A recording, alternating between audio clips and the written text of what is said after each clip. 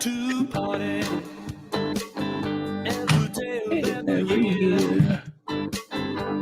Since I was 15, and still went behind the years. 'Cause ever since then I've been hooked on the taste of beer.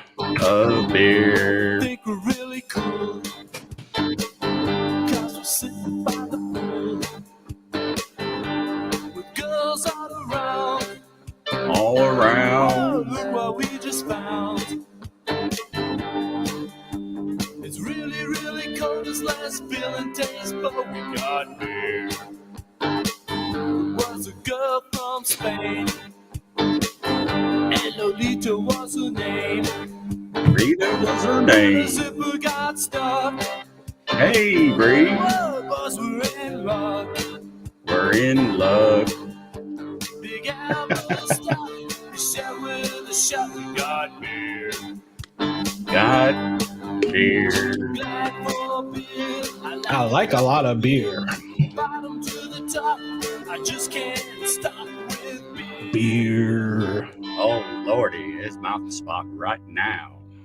1, 2, 3. I'm always behind on that part. You are. 1, 2, 3, 4.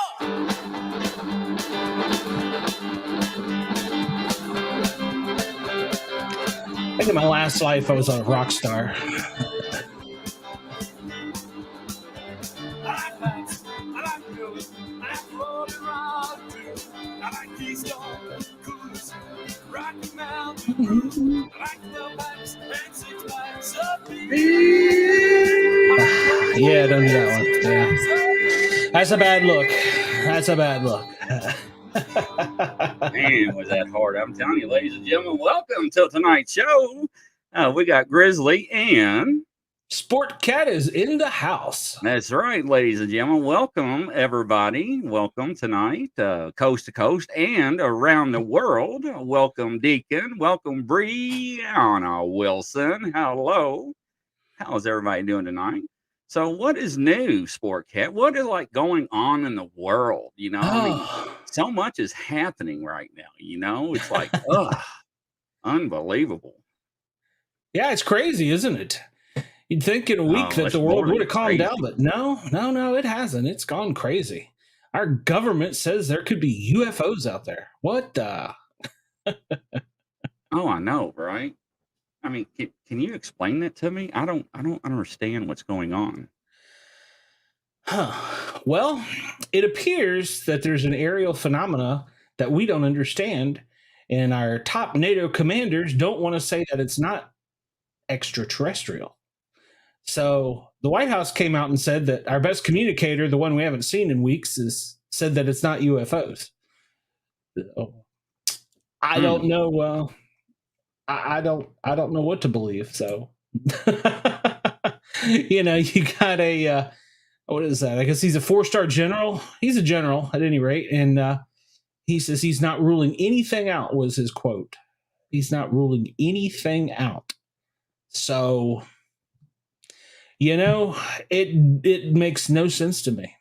Actually, I do think that there's a bigger picture that we, the little people, don't know about. But, you know, shortly before a lot of world events happen, you start to see patterns. And I don't know about anyone else, but if they've noticed, the military air traffic has increased exponentially in the past week, really. So I'm wondering if they're not preparing us for more of a cold style war like we had during the 80s, where there was always planes in the air. There was always, you know, somebody up there monitoring and listening. So that's kind of my thoughts on it. I think that they're preparing us for something. And then, you know, the news media hypes this a lot too.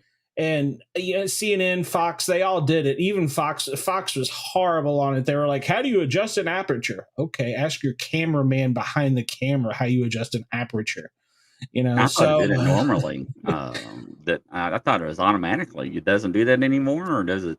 Well, cameras, it does. Yeah. Like when you're moving backwards and forward, I can see the light change on your face. That's the aperture. And that's exactly what they're talking about when they're talking about our radar. Our radar is tuned for larger things, and basically we'll just call them known vessels. And so they're saying they had to open the aperture more instead of it being so limited. And that makes sense to me from a photographer's point of view, because if you want what you call depth of field or wider vision, you have to open the aperture. So, or slow your shutter speed, but that's another story. But that also plays the fact into it, because we're not looking for something that's flying sonic or below sonic. We're looking at something going 40 to 70 miles an hour. So that the speed is a big factor. So I don't see that. I mean, I think it's a big deal that we weren't looking, but then again, we didn't have to look. Right. So if the government has said that the first thing was it caught them off guard, well, it was because a weatherman in Montana was the first one to capture images of the first balloon, or the first known balloon to us. And then they had to come public with it. You know, it's kind of the way that works in the government. We're not going to tell you anything until, well, we kind of got to. And now they've backpedaled. They've went as far as even the Washington Post leaked an inter-office White House memo that showed that basically we were going to apologize to China for shooting down a foreign intruder in our airspace. Don't think so. Well, I wouldn't put it past some of the people that are in Washington. I mean, China does have us over a barrel, because I order all the medicines for a clinic, and most of our medicines come from China. And the ones that don't come from China, that we have such a hard time getting, the vessels, the containers that they're actually in, come from China. So in other words, if you need a bag of IV fluid, well, they may not make the fluid that goes in the IV, but they are the only ones that make the bags. So they do kind of have us in a difficult spot, because we've relied upon them to make so much stuff. Yeah, see, I don't understand that. I really don't.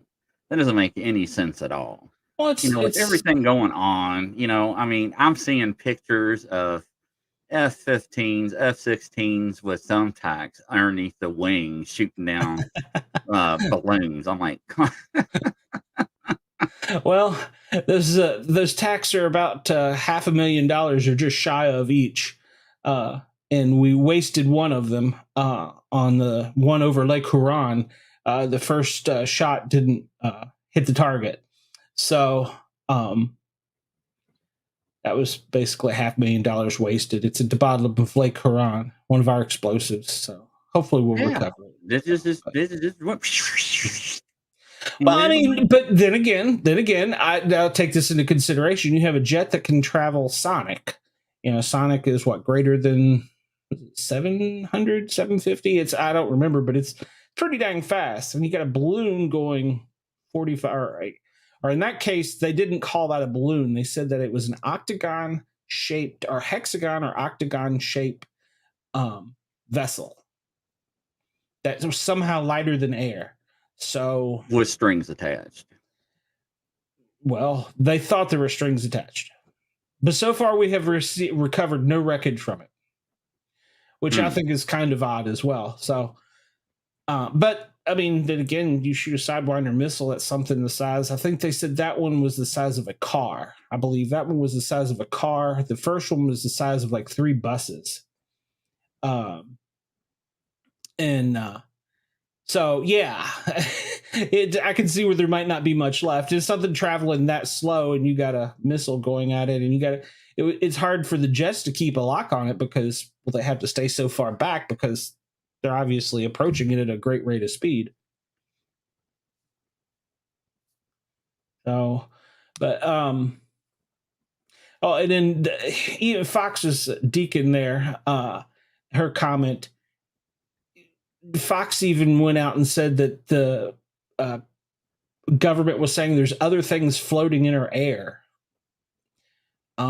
Maybe in space. I believe space starts at 80,000 feet.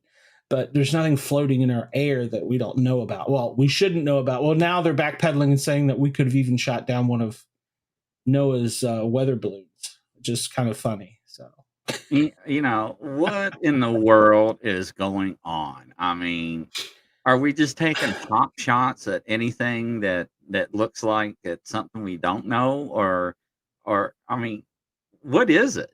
I mean, Congress is wanting to know. We want to know. Somebody knows something. Well, I kind of want to know now.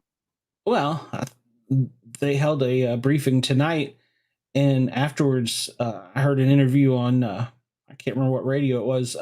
Said that one of the congressmen said that if the American people could only know what they knew, okay, we hired you. Why can't you tell us? That makes a lot of sense. yeah, it does. So, Deacon says it's balloons from car dealerships. or it could be what is that? What do they call it now when you announce the baby is boy or girl, male, female, whatever the correct pronoun is this week? It could be balloons from that. Hey, speaking of births, a coworker of mine, a good friend of mine, he's one of my mentors. This is a true story. Yes, it's a true story. He's an EMT. He was a captain with the fire department. Worked with me. He has retired from the department I worked with him at, and he now works part time in another department in Northeast Georgia. And his daughter was expecting, so his grandchild. They were on the way to Atlanta. I think it was Atlanta Medical. I'm not that's right, gender reveal. I'm not quite sure if it was Atlanta Medical, but it was to the L&D, the delivery, and his daughter. I won't say their names because I didn't get permission, but said, "Mom, can you stop? I got to go to the bathroom." And so fire station was on the way. My friend just happened to be working that day. It's a frantic call to come into the bathroom, and he delivers in the fire station his grandchild. Yeah, station number 2. I don't think they named it Baby 2. Yeah. That is crazy, ladies and gentlemen. I told him I was crazy. I gotta go to the baby. Come on, ladies and gentlemen, that is wild. So, congratulations to him. He knows who he is, and his daughter, and of course the grandchild. I'm trying to remember. I want to say it was a boy, but I'm not 100% correct, so I don't know. No, it was a baby girl. Sorry, I just looked it up. So, yep, it appeared at the fire station. They didn't name it number 2, so. But, that would be a terrible name. That would be. Hey, I've been on the ambulance and I've seen some bad last names. Or first names. Yeah, I have ran across several people with some last names I would be very embarrassed to even announce on the air, let alone say out loud or even write. So, Yeah. Well, yep, he delivered his granddaughter, and I told him I would have been freaking out. I would have lost my mind. I guess it would have because it's so close to home, but from what little bit I tried to get to chat with him this week, but it's been such a hectic week for me. He said it was basically his training kicked in, and then his coworkers were like, "What do we do? What do we do? What do we do?" Now, was this his first one, or is this his second, or what? Well, I know he's personally delivered kids. I'm talking about his wife, or his daughter. Was this her first child? I think so. I mean. Can you imagine just like being in a car and we're like, honey, I have to go tinkle. And next you know, you're having a baby. Yeah. I mean, wow. I mean, thank God there was a fire department around. Yeah. And, Grandpa was on duty. It's definitely a story that'll be passed down for a generation or two. So. Oh, absolutely. Maybe the little girl will end up being a firefighter too in the future. So that'll be kind of cool.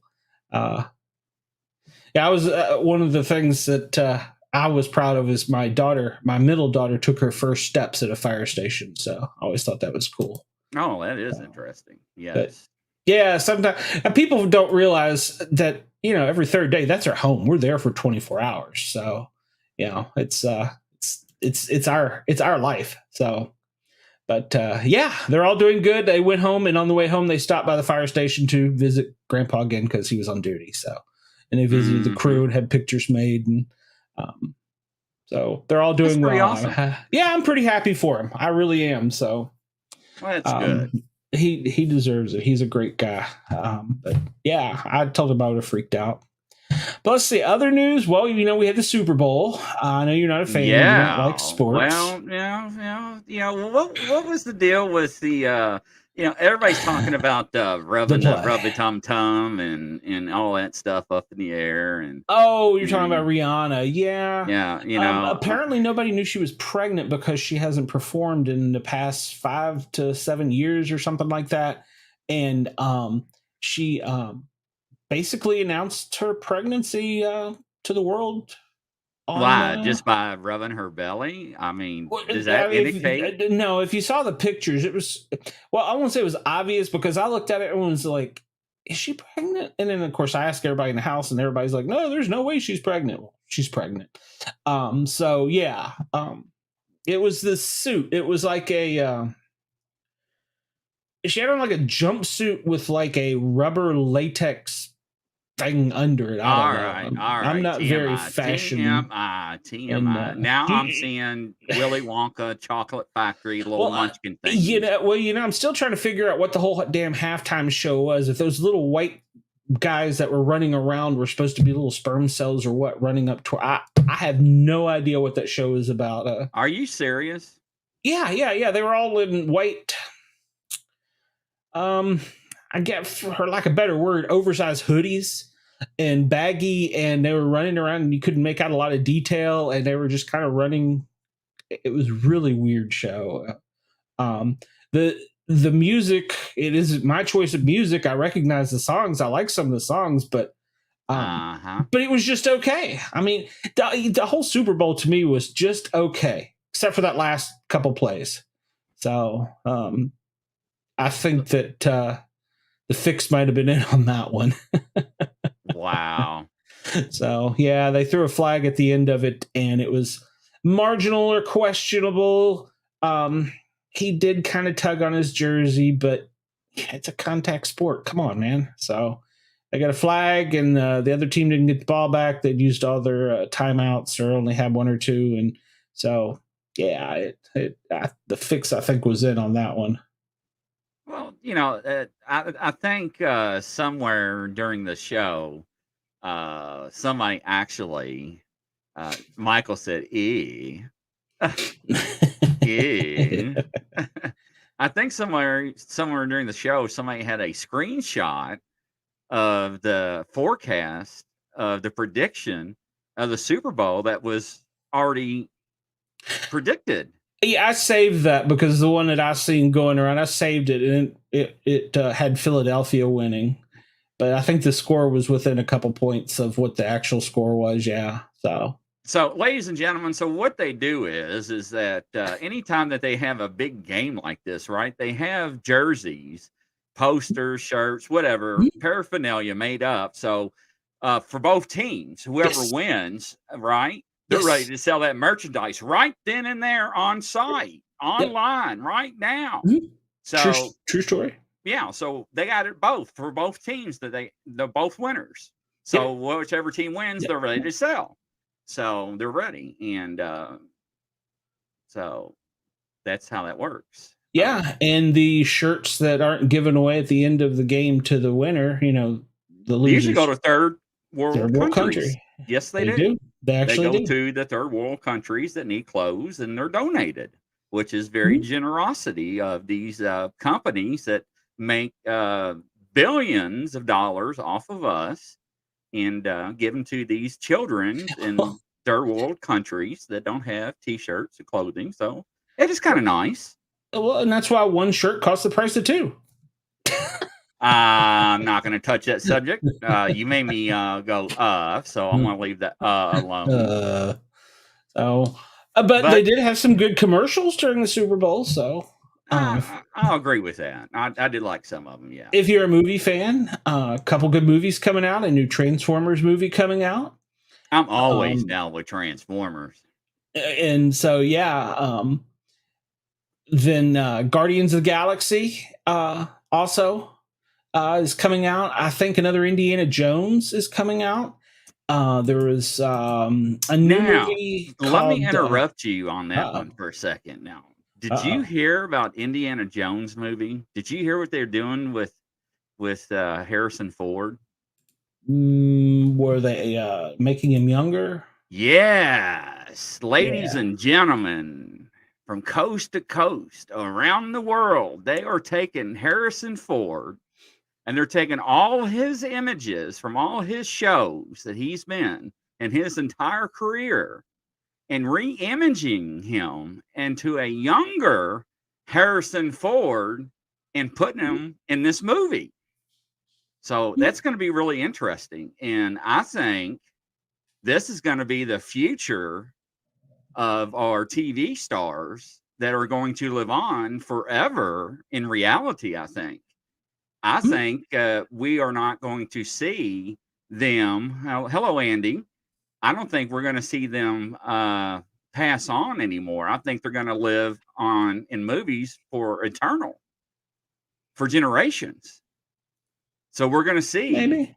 Arnold Schwarzenegger and Terminators, 2029, 4045 or something.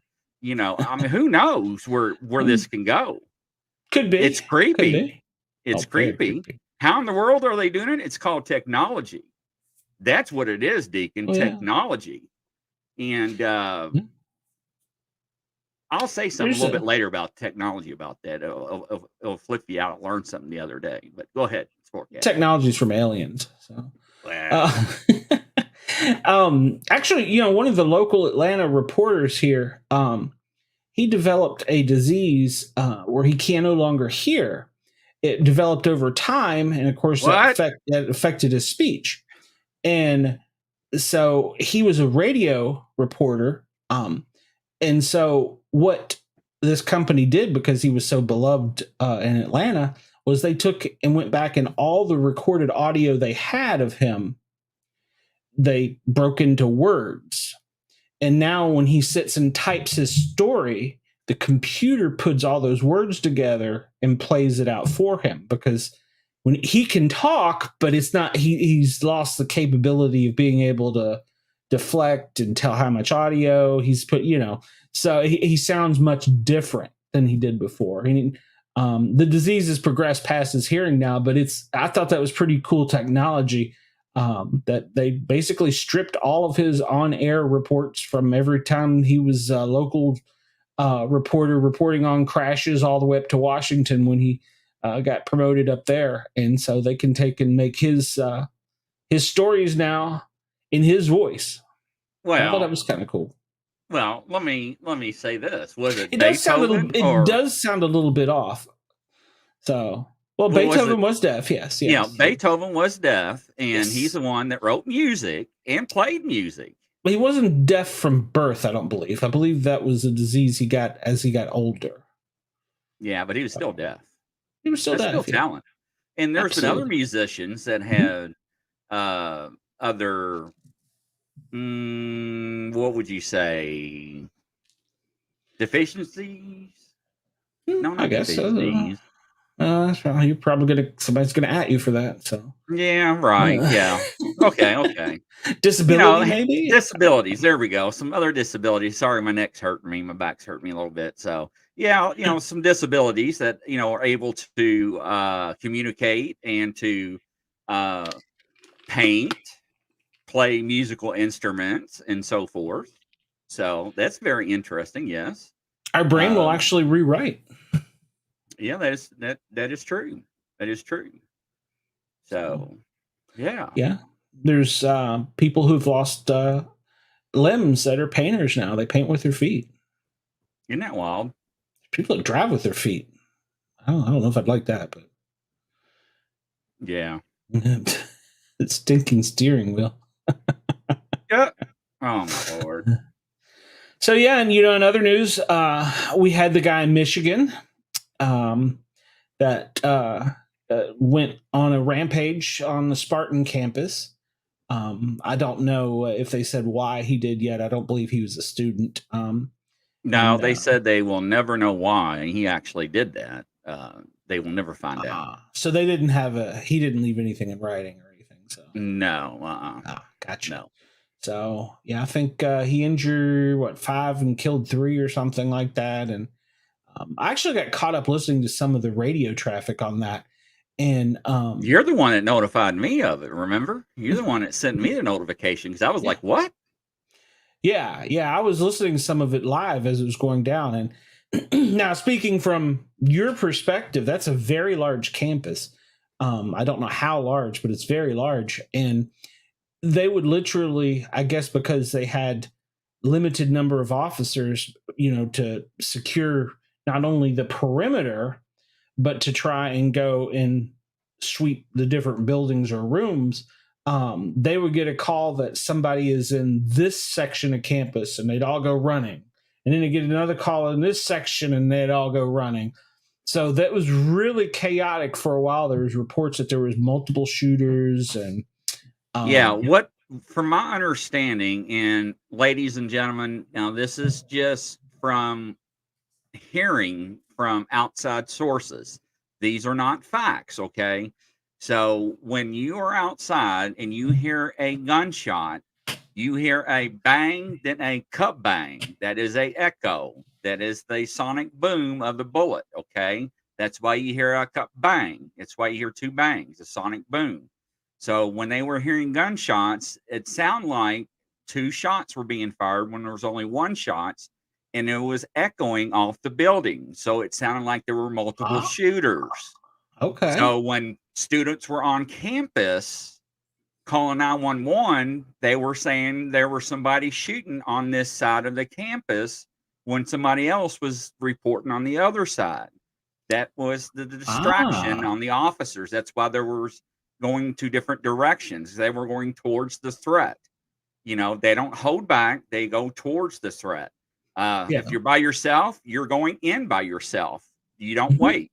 You go towards the threat to stop the threat. Yeah, no matter who is down, begging for help, bleeding, injured, or whatnot, you go towards the threat to stop the threat, no matter what is in your direction. So that was the thing that was in question, from my understanding. So I just want to make that out and throw that out there to clarify for everybody. So, well, initially they were really short-staffed. I don't know. Well, I guess the campus look at the time of day it was too. Oh, yeah. I heard that the one chief of I don't know if it was university police or the local county or city police, whatever it was, but he put out an all call and basically said, "Y'all come." And so he got. They ended up getting plenty of help, which is a good thing. But they people were off duty, and then the time of the night, and this is why it's so important. And this is where a lot of people, and for all the law enforcement haters out there, I'm not trying to get you antagonized or anything. This is why it's so important for them to have take-home vehicles that are marked, okay, or unmarked. Because when became a problem during this, when you're out in public and you get that call across that radio, and you're not in uniform, and you have that car with your gear in there, guess what? You are called to go, and you are going. You are called. You are going to that scene to respond. So that actually came up during this. There was 2 instances: a Ford pickup truck and a Ford Mustang. They were officers were responding in their POVs, I guess, and they were like, "Well, somebody reported that John Doe in a red Ford Mustang had a long rifle in his front seat and was going down the road at a high rate of speed." Well, citizens didn't know, they were reporting on officers. So, but I heard that come out a time or two. So I thought that was, I agree. But then again, you get budget crunches, man. Come on now. We're in a crunch right now where everything's being cut back. So, and that was one of the things that we had in our active shooter training a lot, is that when we responded to an active shooter training, you had to be aware of who was with you in your surroundings. even if you didn't have a badge with you, make sure you had a patch or something to identify yourself. If you were a law enforcement officer responding in plain clothes, to clearly identify who you are, so you do not get shot by misrepresenting yourself, Friendly trying fire. to help. Yeah. So that was very crucial in training. I mean, some people had to run around with their wallet open, with their long firearm out, trying to hold their wallet with their badge open, and that's why it was so important for people to have the ones around their neck out in public, underneath their shirts and so forth, so they can pull it out of their shirt and hang it around their neck. I mean, there's different ways to have their badges, not just always on the belt, because the belt's the last place you're going to look, right? Especially in a shooting environment. I mean, you're going to want something high up on your chest, something where it's visible, especially when your adrenaline's pumping and you're in a shooting environment. I'm not going to look at your feet or your waist or anything like that. I'm more worried about what's up in your hands and so forth. So there's so many variables going on. So there's a lot of heat and movement, adrenaline going, so much going on. It's just awful. It really is. So I can imagine. I mean, I've been on shootings where there's been multiple people shot, but never an active shoot. Well, I take that back. It was an active shooting, but it wasn't in the large scenario like that. But yeah, I can see that. Of course, I always thought that you guys wore stuff around your neck so that you got, well, some do, some don't. I mean, I thought that y'all did it only to get the free donuts. So, oh Lord, the firemen do it for the free ice cream. So, yeah. No, but a lot of people don't think about that, right? Until it actually happens. That makes sense. And like I said, they did get a lot of reports of, they saw a guy with jeans and a jacket and a long gun approaching campus. Well, that was the FBI. That was the whatever it is, Michigan investigative. So that was their state police. So and that also added to the chaos. But you know what? Sometimes what can you do? I mean, we plan, and I'm sure it's like you guys with us, we plan and train for everything, every variable. But you know what? Murphy just decides that it's not going to happen that way. You're going to have a plane crash into a train. It's going to derail the chemicals into a school load of hemophiliacs. It's going to be something. So, well, yeah. I'm really surprised somebody didn't ask the question and was like, well, don't you know everybody? Well, the question is no, or the answer is no, you don't, because you have so many different agencies, so many different shifts, so many different personnel, so many different agencies in responding counties, cities, the different departments. I mean, you just don't know everybody. No. You don't. And when they do that, people look different out of uniform too. And ladies and gentlemen, they do. And somebody running up in shorts and a t-shirt with an AR-15 responding to an active shooter, and you're in uniform, your heart's gonna skip a beat or two seeing that at first. Absolutely. So our hearts go out and prayers to the families. Absolutely. To everybody. We really are sorry to hear that. Prayers. I did notice they were using, and they'll probably, I guess, have to change it, and you may have to change it so often, but they were using a code word like I don't know, Charlie, don't shoot, Charlie. So they had some.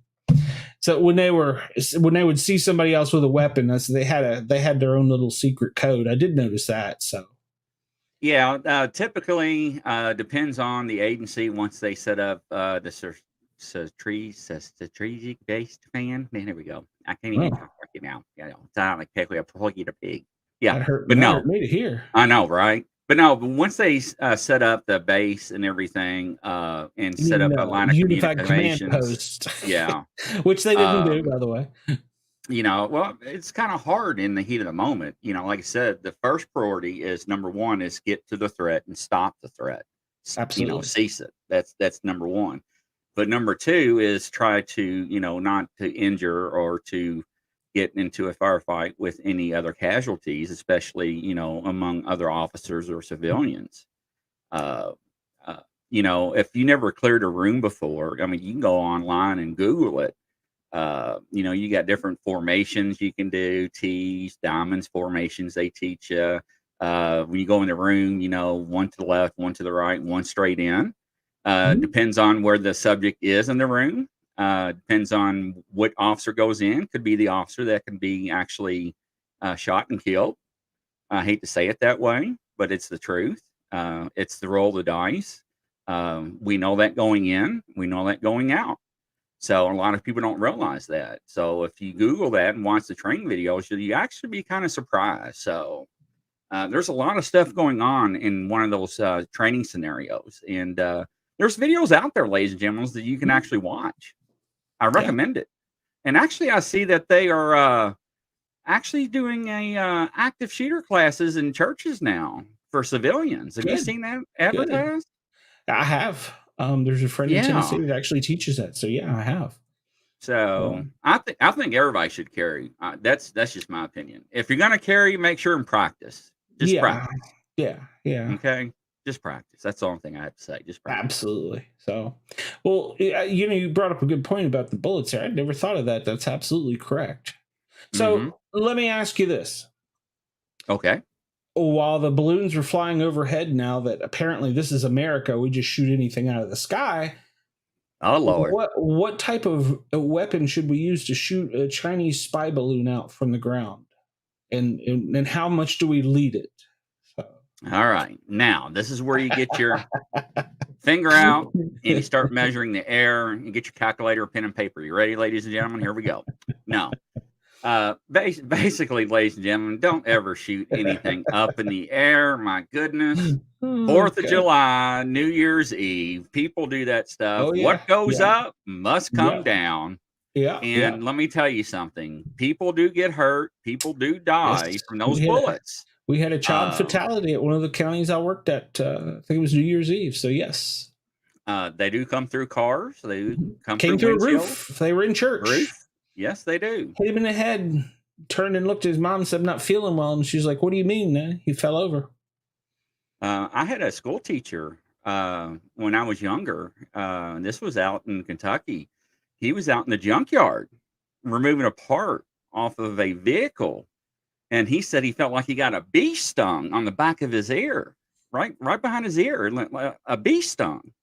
And he went like that. And he's like, he was bleeding. He's like, what the heck?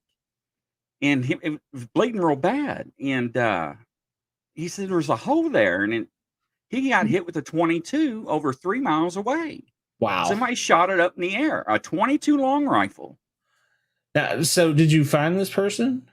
No, I didn't. They tracked it down because what happened is that somebody reported the gunshots and he went to the hospital since it was a gunshot and the shots fired call and they put it all two together and that's how they located the suspect and the rifle and the bullets. So now can they get fingerprints off of the bullet? On the shell casings, yes, they can. Now, 22s, I don't think so. No, the bullet, they can get the lands and grooves off of it. That's why some states, when you buy a handgun, they had the shell casings in the pistol case. Georgia's where you have to register it with the state police. So when you have a shell casings on the crime scene, they can match that up to your pistol from the manufacturer. It tells you which make and model and serial number that gun was fired from. Okay. So, yeah, Georgia's one of those states. Yeah. I often wondered why they did that. Kentucky, Indiana's not, thank goodness. It seems to me it's an awful lot of data, but I mean, they do have all of our fingerprints and DNA, so why not have the bullet too? So, well, put it to you this way. The same thing. Well, now DNA of the barrel. It is. Now, when I was growing up, Western Auto, in Kentucky, Western Auto, remember that store? You talking about the car parts store? Yeah. Yeah, I remember. They used to sell ammo. I never knew that. Yes. Now, when they used to sell ammo, I remember my dad used to show his driver's license. And every box of ammo you bought, you have to show your driver's license, and they would write down your driver's license information and what ammo you bought. So if somebody ended up dead or murdered or whatnot, shot with that caliber, they would go to that store and be like, okay, let's see who bought .357 caliber ammo in the past year. And guess what? Mr. Grizzly, we would like to talk to you and see your .357 Magnum pistol, please. So they can tell how hold on, let me back up. kind of like pills. You're telling me they can tell you from bullet shell, not shell, shells? Okay, the brass. What type of bullet and who manufactured it and track it back to where they bought it? Okay, so two things off a bullet. You got the brass casing in the primer, right? Mm-hmm. So on the semi-automatic pistol, you got the bullet, right? So let me. I wish I had one. I don't have one on me. Let me get the camera from me. So you got the bullet, right? You got the. Yeah, there you go. So the top part. Point to the bullet, please. The bullet is Yep, that part. that part right there. See the little hole? That's the bullet. Now that point, when it comes out of the barrel, it spirals like a football, ladies and gentlemen. And when it comes out of the gun, out of the handgun, that's a handgun cartridge. Okay, let's just say a semi-automatic handgun. Make it simple. And it's got lands and grooves. It's called rifling. Like when you throw a football, it spirals, right? It turns. Mhm. And it's why it goes straight through the air like you're throwing a football down range. That's where the accuracy comes into. So Okay. each handgun has lands and grooves, and it leaves the marks on that bullet as identifying markers, like fingerprints. Gotcha. Okay. So they can take that bullet and retrieve that from that body or that tree or the dirt or that vehicle or whatever object and take that gun, if they can find that gun, and they can fire another round from that gun and match that up to that projectile that they recovered from that crime scene or whatever they recovered that bullet from to match it up with that firearm. Does that make sense? Yeah. Now, okay, so now we covered the bullet part, right? Sure. Okay, so now we know the lands and grooves, the little circling inside the barrel, I wasn't right? taking notes, but okay, yeah. The lands and grooves that make marks on the bullet, make the bullet spiral to keep the accuracy that makes the bullet go down range for accuracy. Now we got the brass casing, right? The shell casing. Yeah. So on the back of it, and I'll show the back of the shell casing, there's a little bitty primer. See that little circle right there? That's the Mhm. primer. When there's a little firing pin in the back of the slide that hits that, it's a little piece of metal, it's called a firing pin. When it hits that primer, it ignites this powder, what burns rapidly, that projects that bullet out of that brass casing into the barrel, out the barrel, and the bullet goes out of the gun. When that happens, the semi-automatic pistol blows back, right? The slide Mhm. comes back. Gas, yes. The shell casing comes out of the gun by the extractor. There's an extractor that grabs the shell casing and grabs the shell casing out of the barrel and pulls it out and slings it out of the gun and throws it out of the gun and reloads the gun to the next round, correct? Mhm. So now, during that process, when that gun is fired and that gun pulls that round out and reloads the next round, okay? Mhm. You following me? I'm with you. Now, when that firing pin hits that primer, bang, right there, you got a identifying marker, okay? That's an ID print. That's a flag right there. When that extractor grabs that brass casing and grabs that shell, guess what? Pulls it back, that's another marker. It scratches it. Hmm. So now with that brass casing and that brass casing out of that case from the manufacturer and that brass casing from that crime scene, you can match up and it'll be identical. It's the same Interesting. fingerprint. But they can't tell that you bought that box of bullets from Western Auto, though, is what I was getting at. No, it would just Okay. show that the bullet was fired from the From same that gun. arm. Gotcha. Right. Okay. All right. I Right. think we've probably bored our audience to death with this. Oh, sorry, ladies and gentlemen. I didn't mean to get that technical. Sorry about that. Well, no, it's good Did we information. bore you? It's good information. I'm sitting here looking, and now I'll just see a bunch of Z's coming up on the screen. No, it's good information, and it's good to know. Yeah. So I don't know. yes or no? Did we bore you? Let us know. We didn't mean to go in that much detail. They're not Sometimes we get listening. They sidetracked. tuned Yeah. out. They can't comment. They're like, Yeah. Well, we'll catch this on replay. Maybe they'll do something funny. So Yeah, right. I mean, But it is good information. So Yeah, and that's actually how it works. okay. Well, So if anybody does buy a firearm, that people that don't own firearms, that's why they had that extra shell casing in there for the state police for some states. That's all. yeah, and I didn't know that until I moved to Georgia. Georgia does that, so I thought it was kind of weird. So, yeah. And I just got a breaking news flash from one of our star reporters here. Hold on, I'll have to forward this to you because well, I got to brag on this person. They have been gifted one of our coins. So really, yeah. Who's that? It's Deacon. Deacon, what's up? She was gifted one of our coins. So you mean our nice coins? Yeah, our nice coins. Oh, what number? What number did she get? I'd have to go back on the spreadsheet. I think it was 69. No, hold on. I don't know what number it was.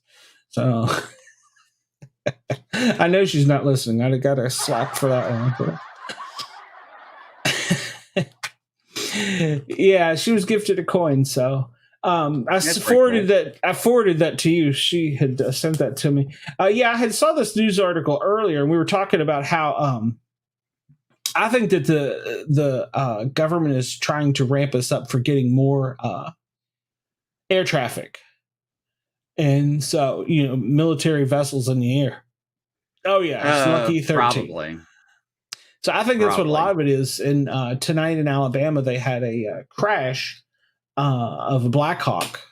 I think it was actually up in Bob Dahl's area, or excuse me, Bobby Drizzle up in his area. And that's fresh away from the, what was that, Redstone Arsenal. So, I mean, I'm sure that they were probably on a training mission or something, but it's still sad because I believe there was a couple loss of lives, probably at least 2. So, really, yeah, I would say so. If you got the story, she said there's some video in there, and this is the coin. It's hard to. There we go. That's the coin. That's the coin that was gifted to Deacon, and KG, who's in the house. He was also gifted one. So. Yeah, I guess it's my camera. So hold on, I was trying to blow it up. Oh, yeah. Blew me up, not you up. Damn. Yeah, you got a big head there. So, and that's the back. So, yep. Awesome. Yeah. So Deacon and KG, who are in the house, both have been gifted one. So that's pretty cool. Yeah. And then we're gonna have T-shirts here soon. We're gonna have some merchandise. So. Be looking for that. Actually, Deacon helped me pick some of the colors. So, yeah, that's pretty cool, man. I'm not very color coordinated, so. Well, neither am I, right? So, what? What can I say? So, Deacon's like, I don't know what the heck is going on. I told Sportcat it's much nicer in real life. It is. The coin is much nicer in real life. Yes, it is. So. You know what? So let's just announce a contest. How many subscribers do we have on our Facebook group page? Do you know right off the top of your head? Let's see if I can pull that up here. And I have no idea. Let's see. Let me go here to the Grizzly, and so we got 122. What do you say if we get that to 250? We put all those 250 people's name in a computer-generated thing and give away a coin. What do you think about that? So that's a reasonable goal. So go to the Grizzly and Sportcat Live group. Invite all your BFFs.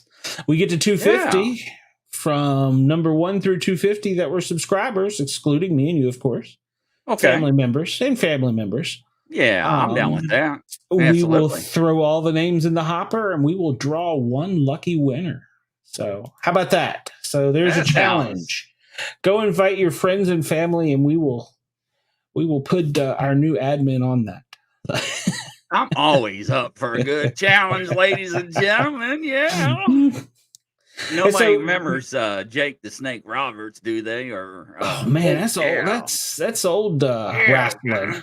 Yeah, I know, right? I think you're impersonating the wrong one though. Well, KG asked a question about bullets there that you might know the answer to. Something I don't know. Read it to me. He said he's wondered since the 70s why don't they shoot and record a bullet from every new gun before it's first sold? And he said he wasn't bored. Actually, I think the FBI or one of the government databases actually does have a database of almost every firearm out there ballistic wise. Yes, they do have something similar out there recorded, but you have to remember, Jake the Snake, there you go. That's it. But you got to remember there are millions of farms out there in the world, right? So that's why it's so hard, because not all of them are registered. Not every state is required to register a firearm. Registration is something where you have to buy a firearm and register it in the state that you live in, like Washington, D.C., New York State, California, Washington, D.C. Yeah, that's what I'm talking about. I mean, we're not talking like Tennessee, Kentucky, Indiana, where you have to go out and fill out a 4473. That's just a background check on yourself, right? Saying that that I'm okay, I'm not smoking any marijuana, I'm not under the influence, I don't have any domestic violence, I don't have any felonies or anything like that. I swear under testimony. That's what you're saying. You're just talking about the honest people. Right. So. That's what I'm saying. That's not registering a firearm. That's just doing a local background check through the NCIC. Yeah, 2829. Gotcha. Yeah. Right. That's what that is. And registering a firearm is when you actually register your make, model, and serial number with the government, saying that I, Sportcat, bought this Smith & Wesson 40 cal M&P model M40 model, whatever, serial number 123 ABBB. If anybody wants to give me a 40 cal, I'll take it. I mean, that is registering a firearm. That's what I'm against. Now, I am for, background checks. Absolutely. I am for, gun laws. Yes. Well, the only reason to register them is that they're going to come take them. So, but I'm not opening that can of worms. Well, I mean, that's subjective. So could you pull up that video and show it? She said it had good video of the Blackhawk accident. So it did? Okay, hold on. My goodness gracious. Oh, come on, Dina. Nobody believes in the Constitution anymore. It's an old document. So. Hey, Lord. Well, speaking of politics, I was very impressed today. We have a new presidential, I guess you call him candidate. I don't know. But she's threatening to stiletto kick commies. And she said something that when you kick a bully and a commie with a stiletto, it leaves a better mark. And I'm like, hell yeah. So. Do what? Yeah, Nikki Haley announced her candidacy today, and that was one of the things from her speech that she said, as a woman wearing heels, when you kick a bully, the heel hurts much worse. I thought you meant like a switchblade stiletto. No. The little tiny heel part. I thought that was pretty good. I gotcha. She said, she hasn't lost an election yet, and may the best woman win. And so I think even Trump gave his blessing for her to run, which I thought was unusual because right now that's the only person she's running against. But this is a small window here. Let's see here. I don't know how to fix your small window. There's doctors for that. So it's in a picture. And it's a link in a link, and I want to try to share this here. I see the video. Let me see if I can blow this up here. Don't hurt yourself. Let's see. It says aftermath of helicopter crash that killed 2 in Madison County. So let me go back to here. Yeah. Okay. Let me go here. See if we can hit the magic buttons here. Present. Yes, let's see here. Don't hit the magic button. Slides. No, we don't want to do that. Settings. No, not that button. Present. There we go. Share screen. Don't you love it when old people figure out technology? Oh, I know, right? And for all of our podcast listeners, you can go to YouTube and watch this. So. Entire screen. Show us the whole thing. Deacon says there's one further down the page too. So I don't know. It's just sounding kind of technical to me. So our good friend Bobby Drizzle isn't in the house tonight. I was gonna check and see. You see it? I don't see anything. Oh, Tennessee basketball did beat Alabama. I wish Bobby Drizzle was now. Do you see it now? I see nothing now. Oh, I see it. I see it's all on my screen. Hold on. Let me get out of here and click on the right. We got to make that bigger then or do something. So Tennessee men's basketball beat Alabama. Dang it. Where is Bobby when I need him? I'm surprised Bobby's not on. Hey, he might be doing a show or something. All right. Ooh. I just got like the vortex effect there. I know, right? Let me get out of this one. One of these. I've got it up. I mean, it's. Have you ever done this before? I'm just curious. Yeah. Asking for a friend. So. Yeah, look at that, man. I got everything open. I'm like, I got nothing up there to hide. Yeah, ooh. I can't do that. Huh? So, no, that ain't the button. I don't think.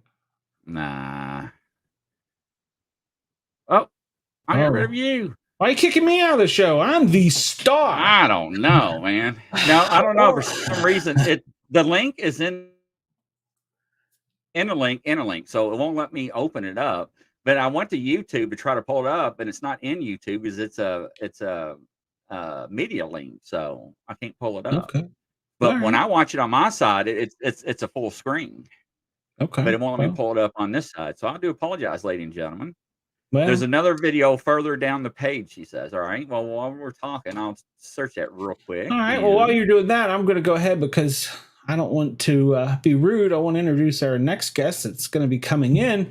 I went back to the hills of Tennessee and pulled from my base and got Matt. Matt is from East Tennessee, and I believe he's always been around the Roane County area of Tennessee.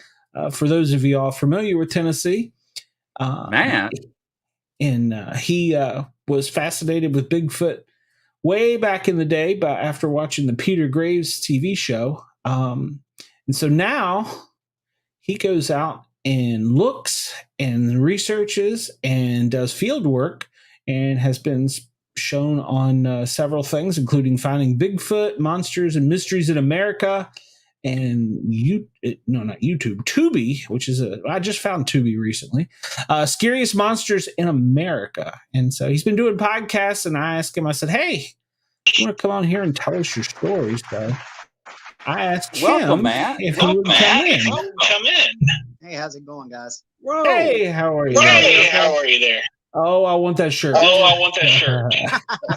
got them. You may want to check your feedback there.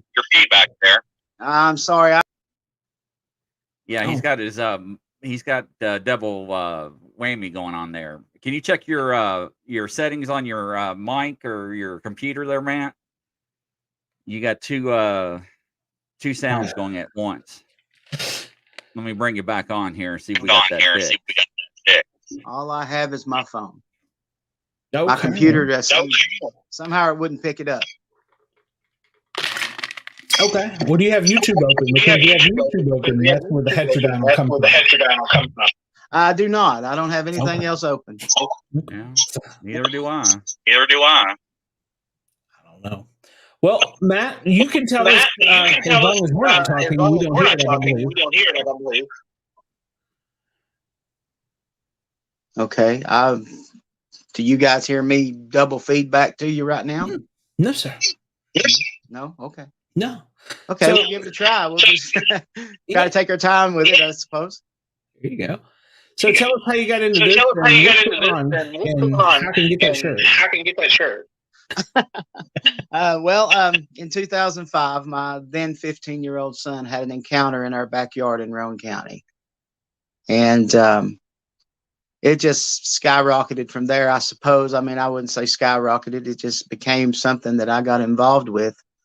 I felt like we were being ignored by the more mainstream organizations. I felt like we were being treated like a couple of hicks, not taken seriously. Right. And just not long after that, I just started asking questions and just telling people, hey, y'all, have you ever seen Bigfoot, or have you ever heard anything, or any stories that grandpa might have told you or something? And it just grew from there. It really did. It wasn't long. I was getting reports.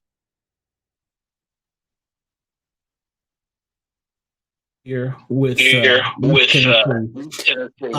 But are you talking section of Tennessee for people that aren't from Tennessee? Well, I'm mostly 100%. I only investigate in East Tennessee Bigfoot. That's who I'm about. But I have friends and colleagues all over the nation that I could put someone in contact with if I needed to. I have friends in Middle and West Tennessee, as well as other parts of the world, actually. So, well, no, I mean for people that aren't in Tennessee, what section of Tennessee is that? That is probably, I would say, the Cumberland Plateau east to the Smoky Mountains. All right. I'm originally from there, Union County. I'm familiar with it. But most people aren't. So how big is your organization? We currently have 28 members, but most of those members aren't really involved like I would like them to be. We have maybe 4 or 5 that get pretty well involved with the things that we do, but most of what I do is by word of mouth and emails and text messages, and not a lot of people know I'm around. Not a lot of people know about us, and even around here, a lot of people don't like to talk about it. So I don't get a whole lot of reports. I don't get a whole lot of sightings reports, and I do. It's East Tennessee only for me and my group, and I'm not capable of doing Bigfoot investigations in another state. That's just not something I'm capable of doing. So I try to keep it around here close, and it's few and far between. I might get 3 or 4, maybe 5 sightings reported to me per year. So, do you go out and have research areas, or as far as like doing overnight camping and stuff like that?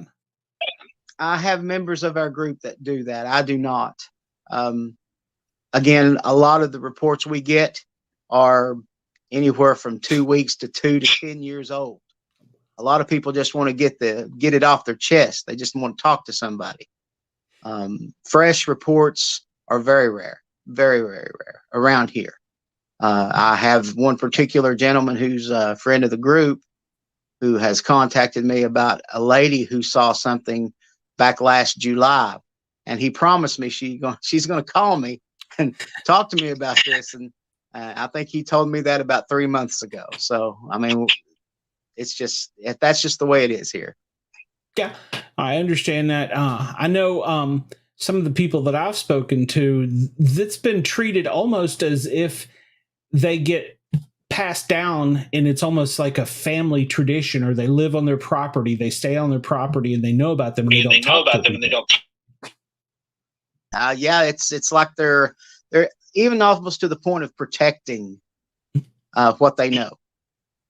They don't want to bring attentions to themselves or to whatever it is that's living on their property. As long as they're living in peace with them, they tend to just leave them alone.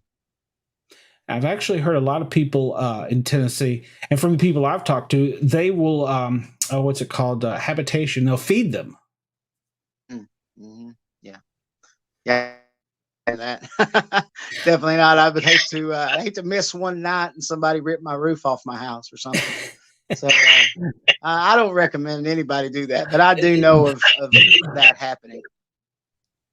Yeah, my uncle was a veterinarian in East Tennessee, Knox County, and as I got older in life, I now look back and I wonder if perhaps he wasn't doing that because my aunt and uncle, they're elderly now, and my uncle's passed away, but my aunt and them were in their 70s or 80s now. And they talk about that they would take the scraps out and leave them for them. They'd leave them a jar of peanut butter. They do, and they've done. And of course, now she can't get out there and do it like she could. So it's always made me wonder, have these things been there all the time? I mean, that family has had that property for over 100 years. I would think so. I would imagine that they'd been there that whole time. There are stories all the way back into the late 1700s about these things being around here. And you mentioned Knox County. I had a sighting once in the city limits of Knoxville, actually. So they don't stay out in the woods too far out. They're right around close to us. They're in our backyards. They're in the cul-de-sacs. They're in the ravines going between the bridges and the highways. They're all around us. So now, that's also typical too. I'm sorry. No, I was just going to ask what his belief was as far as, were they flesh and blood? Were they spiritual, alien? My jury's still out. I'm not sure. There's a lot of things going on with these beings that I don't understand. I'm pretty sure they're not simple primate. They're not just a dumb animal for sure. I've looked into a few possibilities with it, but I have heard reports of them just disappearing into thin air. I've encountered what I believe was what they call mind speak. The one summer that my son had his, it was just a strange occurrence that I can't explain. It may have been my imagination, but I don't believe it was. They were just three simple words that came into my head and it just said, "I'm here." It wasn't a hello. It wasn't a greeting. It wasn't friendly. It was neutral, but it was basically just, "I'm here." And I stayed away. I didn't go outside that night. I stayed in the house. I didn't want no part of it. It was really unnerving for me. Well, it's really typical, especially for a small community, to actually hear people not coming forward because they don't want that karma or that tainability or, people making fun of them that, they seen a Sasquatch or, oh my God, they seen a Bigfoot, they don't want that karma, because people talk in small communities. So it is harder to get those sightings out of people, like you said. Are they actually happening where you live? Absolutely. I totally agree with you. They are. But it's just getting those people to come forward and saying, "Hey, Matt, you're not going to believe what happened last night." The one that happened 3 months ago, they're probably still on a teeter-totter, like, am I going to talk to them? Or, they're probably wondering about that because, they're scared. And I always tell people, hey, if you want to talk to me, talk to me. I'm not going to say your name. I want to know your story. Let me tell your story. I won't say nothing about who you are. I just want to hear your evidence. Mm-hmm. Yeah, it would just be so great if they would just be willing to come forward to me. I don't mind being called crazy. I'm over that. I've been doing this for almost 20 years now. So, it's all good. Everybody, I seem to be respected in most circles of company, until I start talking about Bigfoot, and then I'm a bona fide idiot. So, and I'm good with that. I don't mind that. I mean, I know that they exist. There's no way around it. And people are just closed-minded. And if that's how they want to be, that's fine. I guess their comfort zone's not ready to be pushed. I agree that a lot of people just, they don't want to accept that there's something else out there that is outside their norm. Oh yeah. Now imagine, most people just can't even begin to imagine. They go outside at night. They go out to their car early in the morning while it's still dark and get in their car. If they had to think that there might be something like that out there lurking around behind the shed, that's a lot to try to fathom at 6:30 in the morning. And any other time, really, let your kids out to play, or let the dog out, things like that. If they had to think about that kind of stuff, they'd probably be staying in the house all the time. So, well, a lot of people don't think about that. That's the thing, because they don't realize what's out there until they stumble across of it, and then they can't imagine what they saw because they are taught what is there is not there. What is real and what is not real. So that's one of the issues with a lot of people. And when they do see it, they can't understand it. Then they come down with PTSD, and we see that a lot, don't we, Sportcat? Yeah. Yeah. Yeah. I've found that a lot of people have been, I'm going to use the word intimidated, but I don't know that that's actually the right word, because they may not have physically seen them, and they may just somehow be letting it overpower them in an emotion. But yeah, I've seen that a lot. So, and I mean, you have a creature that's, 7 to 9 feet tall, a couple 100 pounds, and could snap you like a twig. Yeah, if you're out in the woods alone with it, I've had some situations where it's been like, I probably shouldn't have done that. Well, there's there are all these different, you mentioned, you asked the question, what are they, flesh and blood? Are they spiritual, paranormal kind of stuff? And it goes back into, people talk about how they have these encounters with these beings, again, with like mind speak. And then there's also this overwhelming fear, this dread that comes upon them from nowhere, or they feel like they're being watched. We can get that from any predator, I suppose, but one of the things that a lot of people are talking about here recently is infrasound. They believe that these beings are able to produce infrasound, much like a big cat or elephant, whale, and even some birds do that. And I've been studying up a little bit on the effects of infrasound, and it can cause hallucinations. It can cause you all kinds of bad things, like nausea, incognitive, not able to do anything, complete, just a complete shutdown of your bodily functions, all that kind of stuff. And if that's actually happening, I can imagine that people might believe they see these things disappear. They might be able to affect our minds in such a way that it's a defense mechanism for them, and they can get away, they can hide, they can go and do whatever they need to do to get out of our sight, because I guess we scare them just as much as they scare us. I don't know. We have the things that go bang, and I'm pretty sure they know what those are. So, now with infrasound, is that also where you're talking about where they quote zap you? Yeah, that's where the zap comes in, because infrasound is known to affect the internal organs.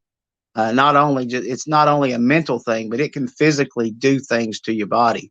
It can make you sick. It can make you do a lot of things that you wouldn't normally do. You can't hear the sound, of course, but your body feels it, and it can really wreak havoc on somebody. I've been told stories of people coming out of the woods disoriented and nauseated, and they're urinating blood for 3 days afterward because something has happened in the kidney damage, But I can see where sound could make that kind of a thing, cause that to happen to people. So it's possible. Nobody's really made a study on it, and anybody that really knows the truth's not saying so. Exactly, and they probably won't make a study on it. I know Ron in his book talks about a lot of the quantum theory, and I believe some of that goes along with that. I think that they do have some type of advanced capability or defense mechanism. And I think somebody just made a comment in the thing there that they can damage the crystals in your ears. It's funny you were talking about that, and the first thing that popped into mind is some of the new technology in public safety. Is they have this new siren or a speaker that actually produces an infrasound and points down at the asphalt and radiates out from the ambulance or fire truck or police car. And because people have their radios turned up too loud, aren't paying attention. Actually, it's been out for a while. It's called the Rumbler. Floyd County actually has it in Indiana. They had it for quite a few years now. Ladies and gentlemen, you'll be actually driving, and you can actually feel the siren inside your vehicle with your radio on, and not even know that the vehicle will be coming up behind you. Before you see it, you'll actually feel it vibrate in your chest. So you'll know it's, hey, hello, something's coming your way. Get out of the way. So heads up. Ladies and gentlemen, bear with me here. We are having some audio difficulties here. So what I'm doing here backstage that nobody knows is I'm playing magical mic with everybody's mic here. So to stop the echoing, I'm playing with Matt's mic, Sportcat's mic, and my mic at the same time. So every time Matt is talking, I'm clicking on Matt. When Sportcat is talking, I'm clicking on Sportcat. So I'm canceling the echoing. So bear with me. I'm trying to keep up with everybody, and it's kind of hard. So just bear with me here. Okay, who's going next, Matt? I think I got Matt. Hold on. I like it when you work.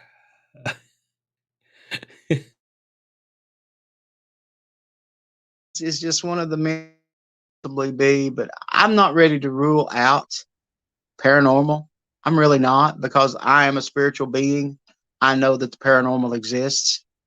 Whether or not these beings are able to produce some sort of supernatural aspect in who they are, maybe, maybe not.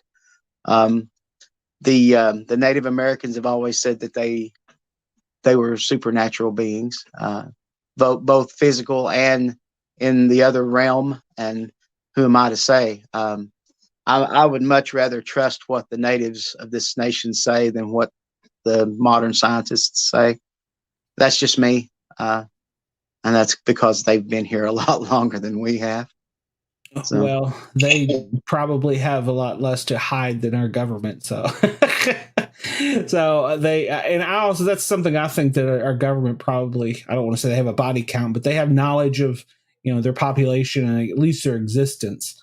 So I think that they're in the loop, but they're in the loop about everything, I'm sure. But we're the little people that don't. Well, in fact, if you listened earlier, some congressional briefing they held earlier today over the Chinese balloon or whatever the UFOs are that are flying over us, a congressman said that if America could be briefed like they just were, they would have so many questions. Well, I employ you. Why can't you tell me what you know? Exactly. Yeah, I'd like to know a lot more about that myself. There is a story about our government back in the early days, in the early 1800s, when we began to press across this continent to the Pacific Ocean, that these beings were encountered on several occasions, and that there was an actual pact made with these beings, these entities, these creatures, to allow them to live and to occasionally steal people, take people, for whatever reason. I don't know what the reason would have been.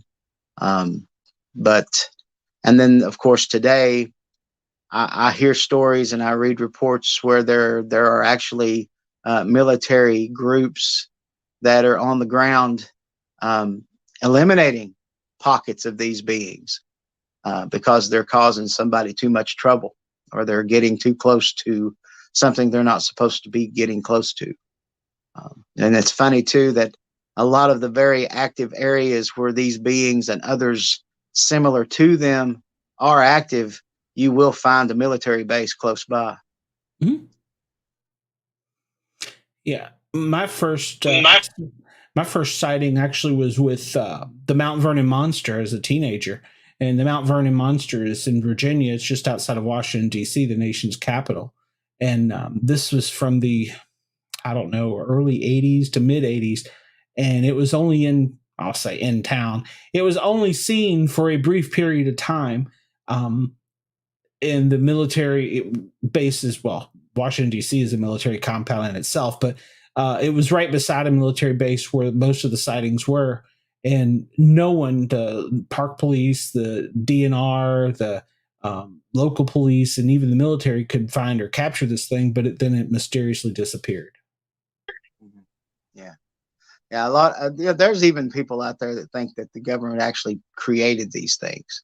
And of course, they've been around much longer than our government has. I don't know how long they've been around. I think they've been around since antiquity, but don't know exactly what their origins are. That's up for debate as well. But there could be that kind of thing going on in our government in some secret hideaway somewhere. They may be manipulating them and manipulating us to create something. And now, of course, all this is speculation.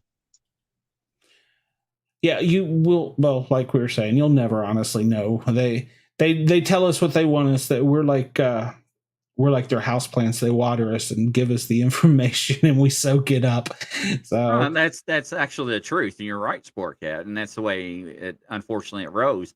And I think Matt's on to something, right? I think his study in infrasound is the way to go. I think he's on the right path. Ladies and gentlemen, that is actually a correct term. We actually, Sportcat and I have actually heard a lot of encounters of people encounter that. And his definition of what Matt has spoken has actually have occurred with people on the ground, boots on the ground in the woods. So, I mean, that's very important to learn that it does happen and transpire out there while people are investigating. There was a particular incident that happened within my group several years ago. My friend John since passed away, and the other person that was in the group, she left the group for personal reasons. But they were once out in down somewhere around Citico Creek area, down around Athens, Tennessee. They were doing some investigating down there, and they pulled into a little pull-off area there, and they got out, and she had a video camera, and she was taping the entire scene, everything that was going on, and they were being bluff charged the whole time. They got out of the vehicle and they were being bluff charged, and they could see the trees moving. They could hear the grunts, and they could hear trees being ripped out of the ground, just saplings and all like that. And they got out of there. They were terrified. And she went back and looked at the tape of what she got, and there was nothing on the tape. There were no trees snapping, and there were no trees moving and swaying. There was no noise. It was just a calm scene of the woods. She was filming the whole time this happened, which tells me in my own mind, this being could not manipulate what the camera was doing, but it was manipulating what these two people were seeing and hearing. So that tells me there was, infrasound, and maybe something even a little more intense, like I mentioned the mind speak there before. And a lot of people discuss that, a lot of reputable people. And again, like I say, I'm not 100% that that's what happened to me, but I know a lot of good people that have had that happen to them. And I believe them 100% that they had that type of encounter. And if they're able to speak to us in our language, in our minds, they've got some talent. They've got some abilities that we can't even begin to fathom. And that may be just due to the fact that, their cranial cavity is so much larger than ours. They may have may have an edge on us in some ways. You never know.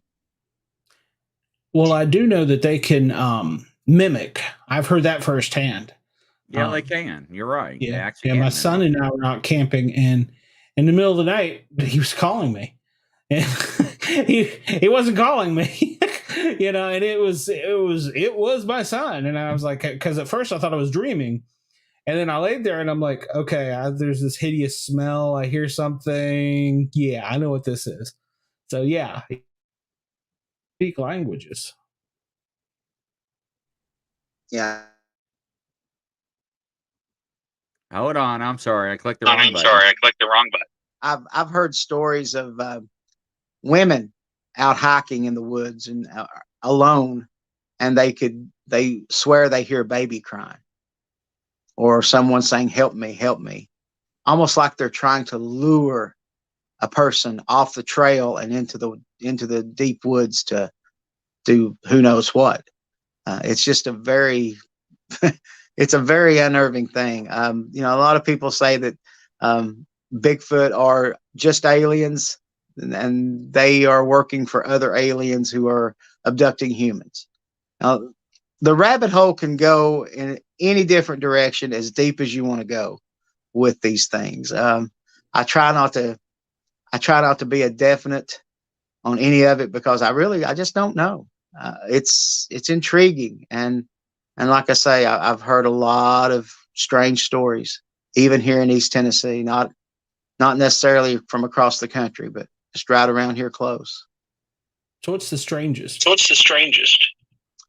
Well, for me, I suppose the thing that really grabbed my attention was there were 2 reports sent to me from 2 completely different people in 2 completely different places.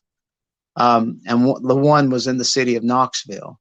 A lady was taking groceries out of the back of her vehicle at night, and she lived in a cul-de-sac, and the kids of the neighborhood, maybe her kids, I'm not sure who did it, but there was a basketball goal, regulation basketball goal, one of those roll around types, out in the middle of the cul-de-sac where the kids played basketball. And she turned just to look for whatever reason, and she could see this thing hiding behind the basketball goal, behind the backboard. She could see it from the ground all the way up to the backboard, and its head was covered, you know, and every now and then it would peek its head out from around the backboard, like it can't see her, she can't see it. There was a simplicity to the way it was thinking, you know, almost like a child. But, you know, this thing was pushing 9 feet tall, and she said it was massive, but it thought it was hiding. It thought it could not be seen because it couldn't see her. And then a few years later, I got a report where this thing was running through the field behind a guy's house, and he had flashlights on it. He and a friend had flashlights on it, and it got down in a prone position, kind of like you remember those 50s and 60s atomic disaster propaganda type films for the kids. Go out in the hall and put your duck tail and all that kind of stuff, get down and hide your face and all that. It just got down on the ground into a bundle and just put its head down, and it was in plain sight, and they were watching it, but it thought that since it got down on its haunches and was covering its face, it couldn't be seen. So, I mean, that's just one of the strangest things, to think that these things have that type of intelligence, but at the same time, they have something missing, I guess you could say. They're not quite where we are as far as intelligence, but they're smart enough to know how to stay away from us for the most part. I could imagine, you know, people talk about how that they come up on houses and on porches and they try to open doors, but they can't quite get the door open, that kind of thing. They're big enough and smart enough to open that door, but they just don't, you know. There's something about that door. They have a great deal of intelligence, but it only goes so far, which is just very odd to me. That's probably the strangest thing about these beings that I've ever heard. So, and that's directly to me. So, wow, what part of the city was that in? Yeah. Actually, it was right off Pellissippi Parkway. Wow. Probably about, I would guess, probably 200 yards off Pellissippi. That's down there where the veterinarian school is, isn't it? No, I'm not sure about that. I don't know where that is. Okay, I was thinking down there, that part of, well, I don't know, that may be part of a newer campus, but yeah, I was thinking that might be where the University of Tennessee's vet school was. That's wild. That's crazy. That's really crazy. That's really crazy. Side of the river, actually. That where this was, I I would say it's probably about a mile and a half from Park West Hospital. Okay. That's still, yeah. You know, I was telling a story one time. I was a flight medic, and also I believe once you're in tune with these things, that I don't want to say you're gifted, or they know there's a connection, that you believe in them, or that you'll play with them, or you entertain the idea. I don't know how it works exactly, but I was a flight medic, and we would be gone for 2 weeks and come in, and I was coming in one night at like 2 or 3 in the morning, dead dog tired. And I live in a suburb of Atlanta, and it's not a real densely populated area, but you know, it's not a bad area. And out of nowhere, a pine cone comes from across the street, and the neighbor's yard is kind of like a wooded lot, but I mean, you know, it's still subdivision, and hit me. And I'm like, okay, this isn't a kid. And I look around, it's a school night, and I'm like, okay, I don't have time for you tonight. I'm too tired. Yeah, I've actually, that's become one of the questions I ask anyone that comes to me and gives me a report or talks to me about it. I ask them if they believe that they have some sort of connection with them, or I'll take it to the next level and ask them if they believe they have any kind of gifts, ESP, clairvoyance of any kind. And most of the time they do. And I think that may be something that attracts these beings to them. And also, I've heard more than one story from East Tennessee where autistic children or children with Down syndrome have actually attracted the attention of these beings. I don't know if it's because they sense something different about the child, or if they're just curious. It may have been random. It may not have had anything to do with the child itself, but it seems like they tend to gravitate toward people who are different, people who are gifted or have a different mindset about them. You know, there's, something to be said about people with special needs. They have a pure mind, and Yes. there's a lot to be said about that. And that may be something that attracts them to these people. I can see that. Yeah. So you all up there, well, let me back up and punt there with this question. East Tennessee, Gatlinburg, Smoky Mountain area is home to some great things, but they're also home to a Bigfoot show. I know I bumped into the last, well, I don't know if it was the last one, but one of them here in the past year at least. They're hosting another one coming up soon, aren't they? And are you going to be there? Yeah, I'll be there. I'll have my vendor table there. I believe it's in late July, probably the 24th or the 25th on a Saturday. It'll be at the convention center. I think they're going to have the entire Finding Bigfoot crew there, minus Bobo. Bobo Faye is not going to make it this year. I'm not sure who else is coming, but I know that they're going to have Matt Moneymaker and Cliff Barackman and Renee. She'll be there too. So last year they had the Expedition Bigfoot group there. Mm-hmm.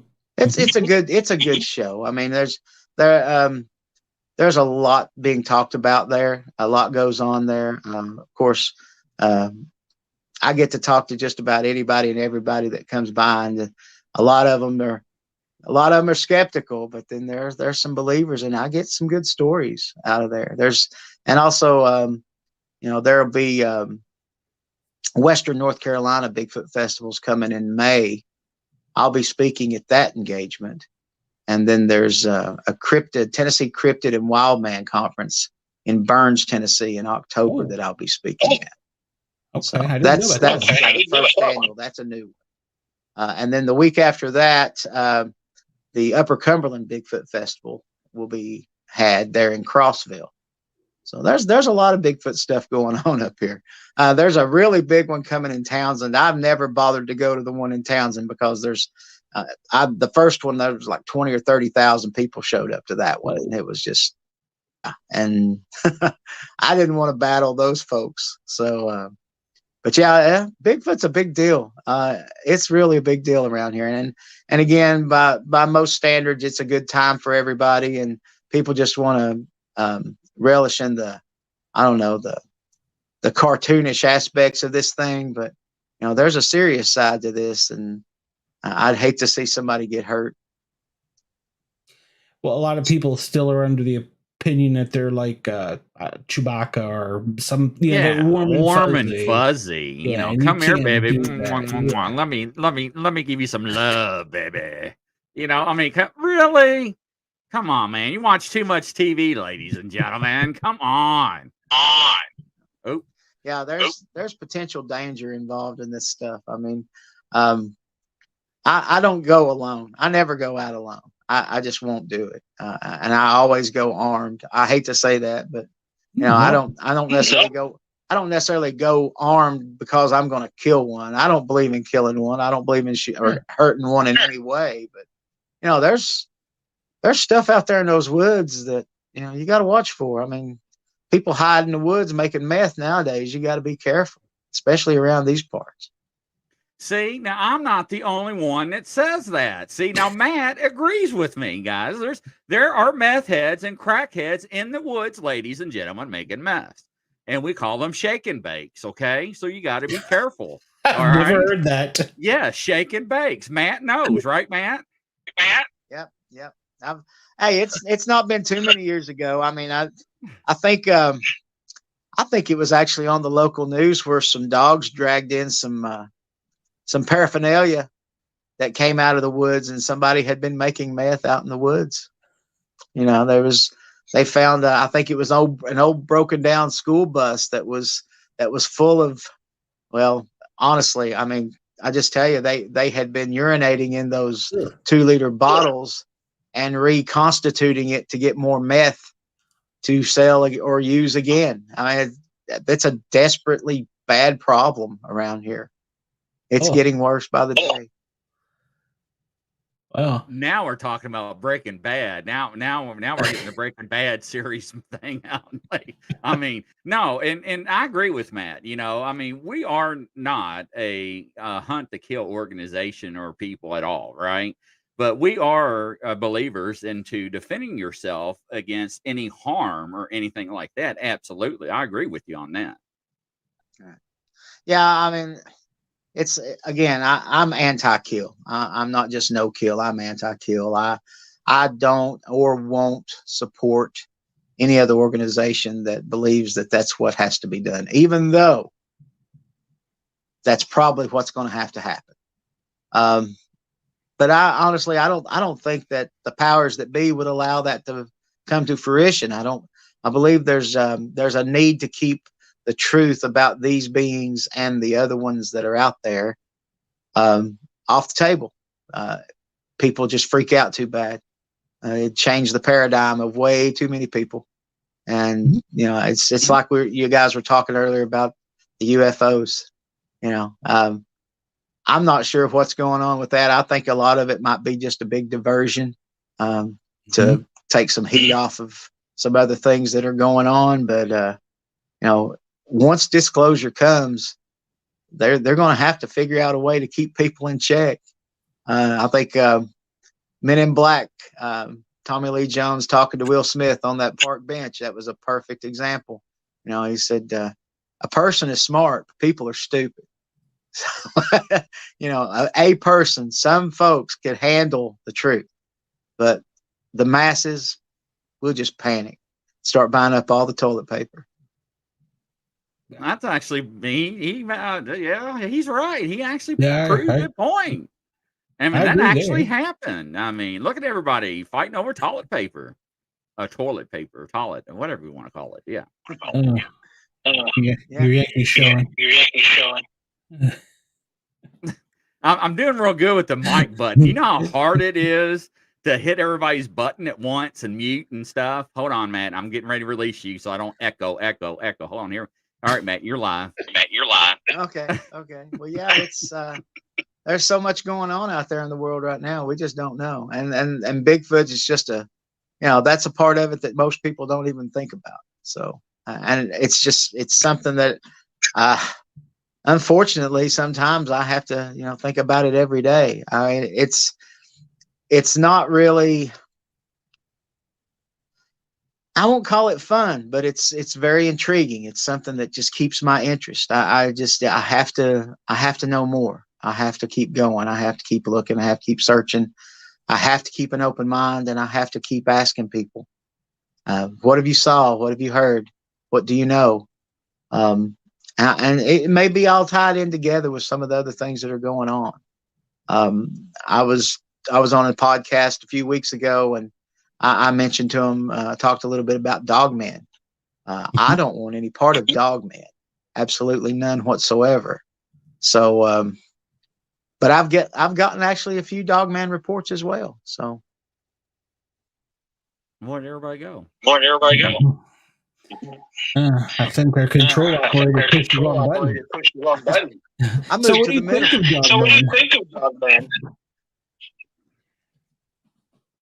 Unbelievable. Sorry about that, ladies and gentlemen. You know how hard it is to do this? I'm not trained, a professional. I hired you for a reason. Hold on for a second. Let me. Anyways, there we go. All right, here we go. Matt, you're going back live again. I'm sorry. Tell us about Dogman. Well, I've got a couple of reports about Dogman. One time there was a gentleman called me who lived up above Nashville. He sounded like he was probably in his 20s. And he told me about an encounter he had when he was living in Florida that just terrified him. And I wasn't so sure if I believed him or not until he got toward the end of his story, and he started crying. He was crying. He was terrified. A lot of times, when you can hear the fear just start welling up in their voices and the tears in their eyes, you know that they've had a life-altering experience. Mm-hmm. And then another one. I was on a radio show in Knoxville and a guy called in and mentioned that he and a friend were coming out of the woods, walking through a field, and one of these dog men just came out of nowhere and was walking toward them. And of course, they just automatically, one of the guys just lifted up his gun and he fired a shot. And when the gun went off, it just disappeared. It just vanished. That's a paranormal thing as far as I'm concerned. And I've heard Bigfoot stories, not in East Tennessee, but secondhand Bigfoot stories where people have shot these things and they've disappeared into thin air. But I've also read and heard stories where they've been shot and they've watched them fall. So, I'm again, the jury's out. But one of the things I don't like to hear any stories about Dogman. That really creeps me out. American Werewolf in London ruined me on that one. So, well, I think there's been some stories out of East Tennessee. Well, I don't know if it was East Tennessee, but it was Tennessee. Werewolf of London. Where somebody was actually tore up by a dog man. And it was investigated, but they came back and said, no, it was a pack of wolves. And then they tried to sweep it under. Grizzly, I don't know if you're familiar, but Grizz is, in his previous life, was a detective. And so he's got the scoop on some of this stuff. And he had not investigated, but gotten info about it. So, yeah. So basically what happened is, Matt, is it really goes deep. So the coroner report and the police and everything, we'll use this for example. The last one that's very well known, it was the Amazon incident. You remember the incident with the Amazon driver where they saw the picture of the Amazon vehicle backed up into the field in reverse? When was that? A couple of months ago, 2 or 3 months ago, I think, Sportcat? I think so, yeah. It was 2 or 3 months ago. The Amazon driver, the news media and the police reported that the Amazon driver was attacked by a pack of wild dogs. Okay. Now, compared to the autopsy report, that was allegedly, now I said allegedly, leaked out, did not match up compared to the wounds that was on the body when it come to what was described, what was torn apart, and the contusions or wounds that were left. It did not conform, right? So we had somebody that we know in our community, in our Bigfoot and dog world community, go down there and sniff around and talk to the local police department and the local media that actually covered the story, and they refused to speak to them or him or her and release any information. So that really was what's going on? So that really made us, everybody in the community, step back. And we know in law enforcement, and Sportcat knows, and he's aware of it, that most law enforcement agencies actually have code names for Bigfoot and Dogman on the radio when they have encounters, so the regular civilians don't know that. So when they do have encounters with them in public, so that's very interesting. Have you ever heard that before? My button's not working home, man. There we go. There we go. No, I've not heard that. I have not. I didn't. I've handed some of my I guess business cards, I guess you could call them, out to both Anderson County, Tennessee, and Roane County, Tennessee sheriff's departments, and never gotten any kind of response from anyone there. I didn't. I asked them. I said, "Look, I know you get reports. I know people see stuff. If you don't mind, if you don't want to mess with this, just hand them one of my cards and have them call me." And just that simple. But nothing ever came of any of that. Never heard anything back from any of those many, many cards that I dropped off at the sheriff's departments. So anyway, I don't know. Maybe they tossed them. Maybe they threw them in a drawer. I don't know. Yeah, I don't think John Smith, Deputy John Smith, wants to be associated with Matt from Tennessee. Hey, don't let Matt know that I gave you his business card, okay? But call Matt, let him know that you can contact him. Yeah, I think that's a lot of it. That goes back to at the very beginning, when people just don't like to talk about it. I mean, I know what can happen to people who are in the public and the public servants, and they start talking that kind of stuff. They could lose their jobs. They could be reprimanded. They could get in all kinds of trouble. They're frowned upon.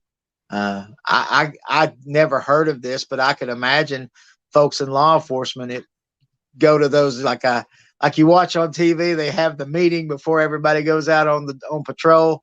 If you see a Bigfoot, don't say nothing about it, and that kind of thing. Hey, I'll tell you this. We have seen stuff on the road in my years, and we looked at each other and we're like, we didn't see nothing, right? That's all right. We keep going code 3. So yeah, that's the safe way. I mean, if you want to continue in your career, that's what you've got to do.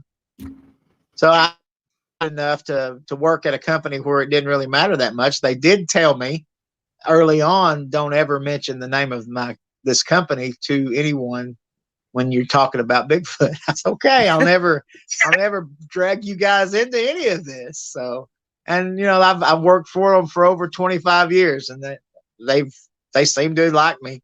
They just don't want to talk about Bigfoot. It's the funniest thing. It's just completely out of their comfort zone. They just don't even want to think about it. Well, we actually, Sportcat, and we have state police, we have fire, paramedics, we have psychics, we have authors, we have people on TV.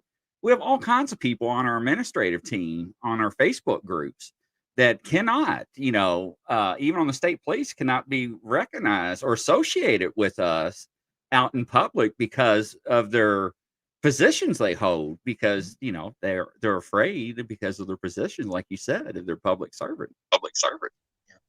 Yeah, it's funny you mentioned that. It brings back to mind the very thought that I live in Clinton, Tennessee now, in Anderson County. At the south end of Anderson County is the Y-12 K-25 complex for the Department of Energy. Back in World War II, they enrich the uranium for the atomic bombs. And I've had several people who actually work for those facilities over the years contact me anonymously saying that they saw something or they heard something or they know somebody that has seen something, and don't you dare mention my name, and because I could lose my job. And I understand. And most of those people didn't even give me their names to begin with. So they don't have to worry about that from me. And like I say, that's been many, many years. And a lot of those stories were secondhand from other people who had heard somebody else had seen or whatever. But, I think about the people in my own family that have had encounters, my son, my sister and her family, my ex-sister-in-law, and my mother all have seen this thing. I'm the one that didn't, and I'm the one that does this. So it's interesting. Well, it opens your mind, and you've got the curiosity now, wanting to seek out the truth. So you were probably the one that is best suited for it. Sounds like. Yeah, these other folks in my family, they don't like to talk about it. They don't like to talk about it at all. They would soon forget. Yeah. We had a firefighter that was hired on with another department. And as soon as he got hired on, the chief brought him in the office and said, "Okay, I know you like to talk about the Bigfoot. Don't. But we think one of our stations is haunted. Can you help us?" That's odd. They're willing to go for the hauntings, but not the Bigfoot. And again, there are those who say they're connected. It's all connected. It's all running together. It's all a thinning of the veil, so to speak.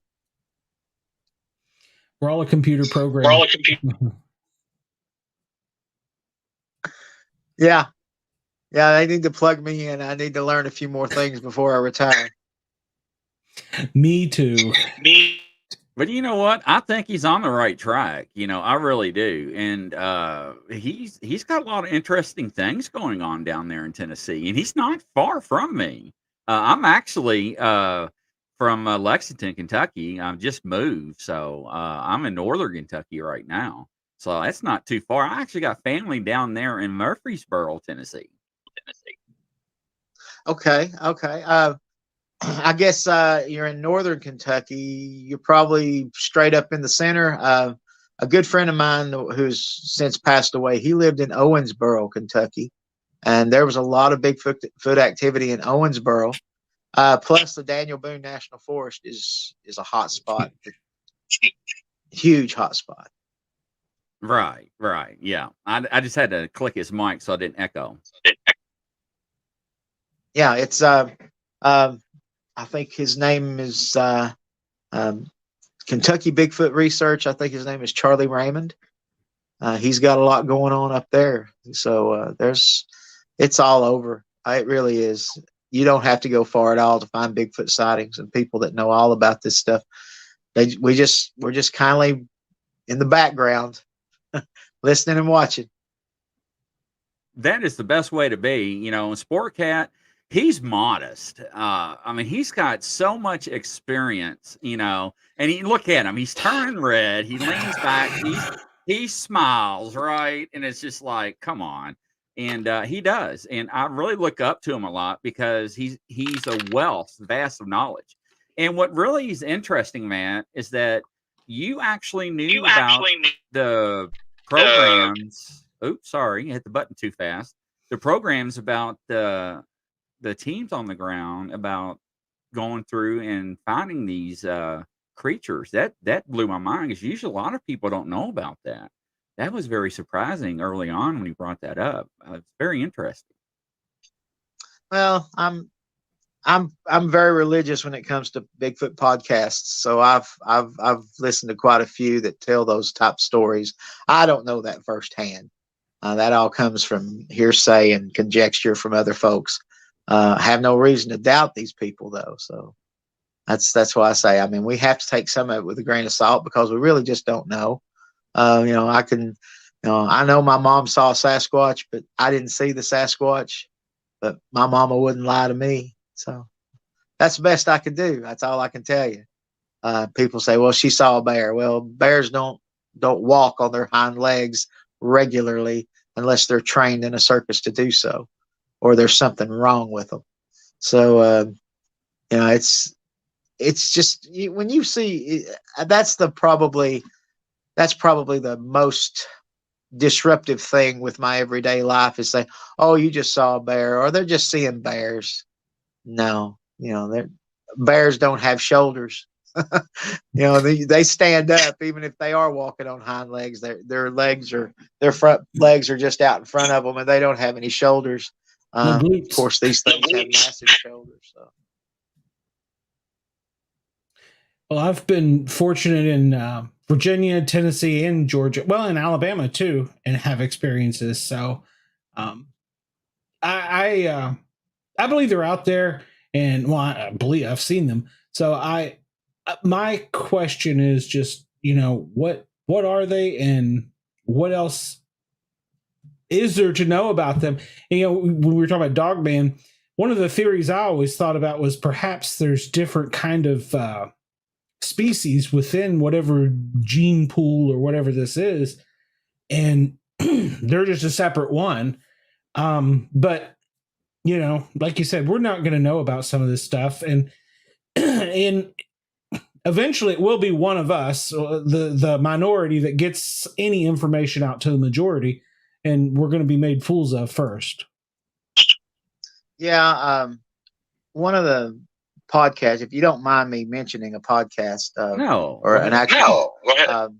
There was a podcast called the Confessionals, and they talk about a lot of different things. And a few weeks ago, they had a gentleman on there by the name of Martin Groves, and he's writing a book, or I think he's written a couple books about the dogmen at Land Between the Lakes and the encounter that he had when he was at Land Between the Lakes back in the 90s. And he had a dogman encounter that was just bone shivering. And there were also 2 Sasquatch involved in that encounter.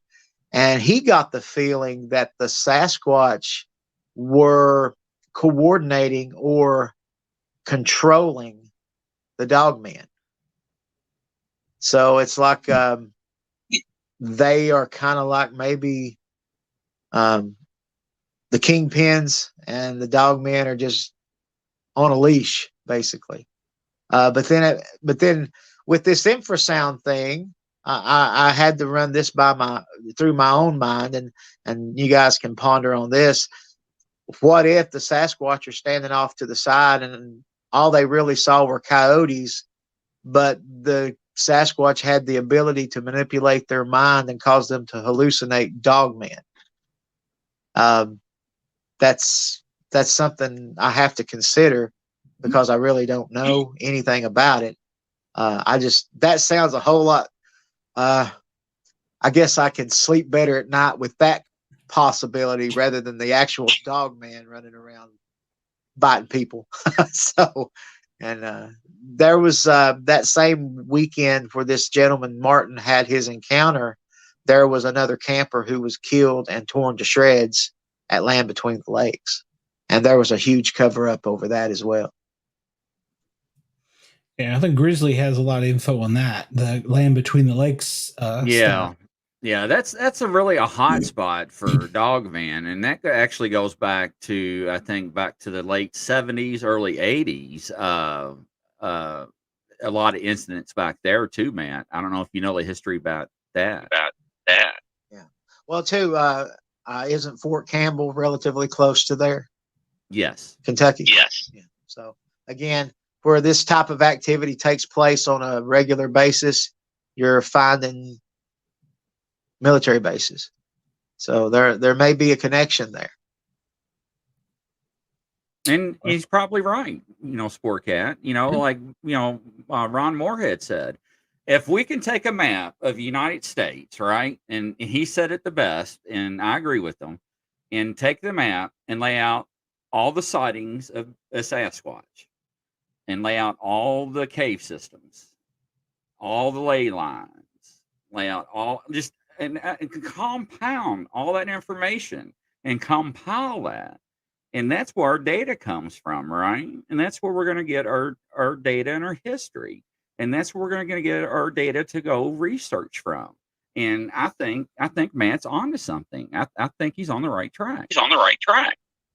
Well, too, I've seen several of those charts on social media where they have overlaid Sasquatch sightings to cave systems, and it's uncanny. It really is. I mean, it makes perfect sense that these beings live underground, or at the very least, they hide underground in cave systems. There are a lot of cave systems here in Anderson County and in Roane County as well. So that it would seem fitting that there are Sasquatch around here, and maybe they travel many, many miles underground. What is, I think, Mammoth Cave up that way, 400 or 500 miles worth of caves, and they're still not done looking it over and getting it all surveyed yet. So who knows where that goes and what that leads to.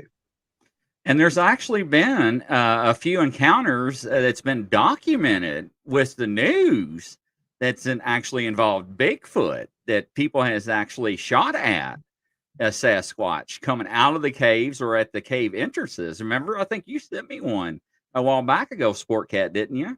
That a while back ago, one of the news reports. So yeah, so Matt, yeah, absolutely. Deacon says they're all over Tennessee, Scarborough Sasquatch stations. There are about 8 people present to hear the Wolfman story, called in due to my experiences. Yeah, he had them. Absolutely. All right, man, I'm going to turn you loose. Here we go.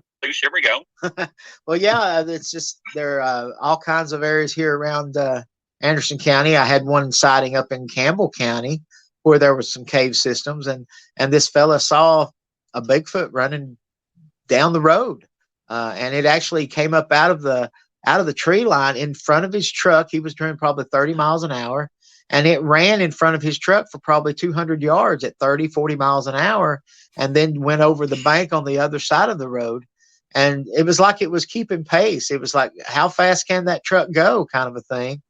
And the second time he saw it, he went back looking the next evening, and he watched it cross. What are those gates? Those yellow single pole gates, that government officials use, that they close off areas that they don't want you to come through. You know what?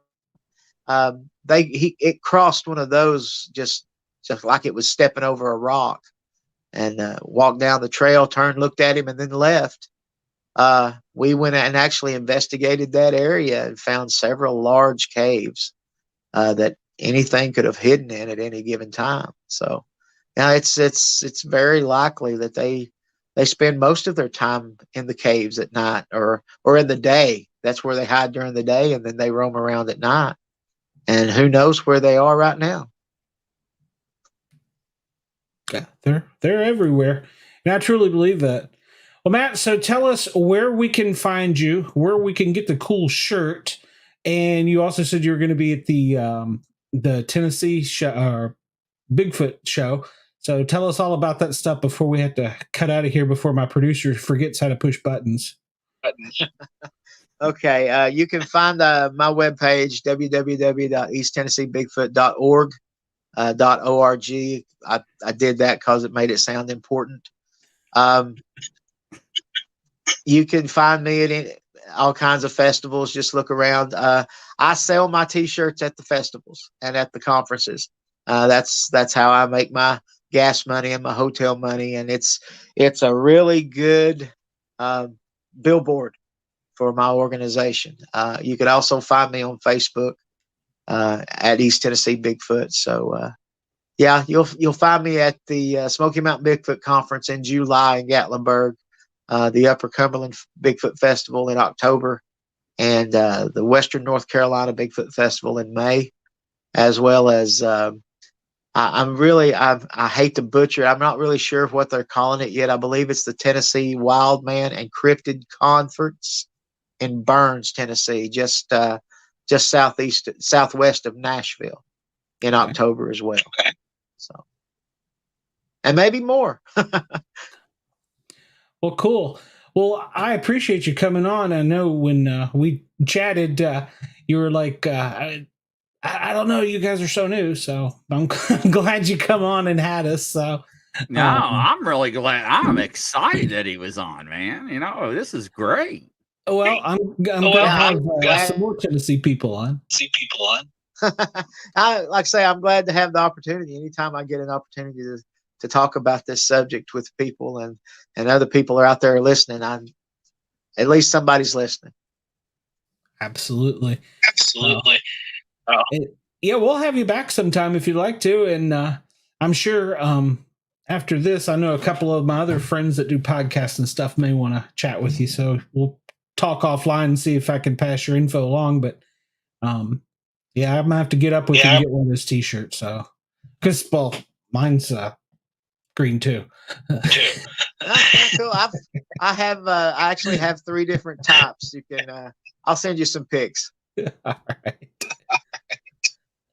All right, Grizz. Well, next week I need to look on where we're gonna put the calendar. Who we got on the show coming up next week? I meant to tell you about this earlier. I hurt my neck. Yeah, man, I like, man. That was pretty cool, man. It was, and I was glad. We're just starting out, so I was glad to have some East Tennessee roots in there. So, absolutely, man. Makes me feel like home there. And hopefully, I'm going to message him. I'm going to be up there soon, so maybe we can catch up and get that shirt. That'd be cool.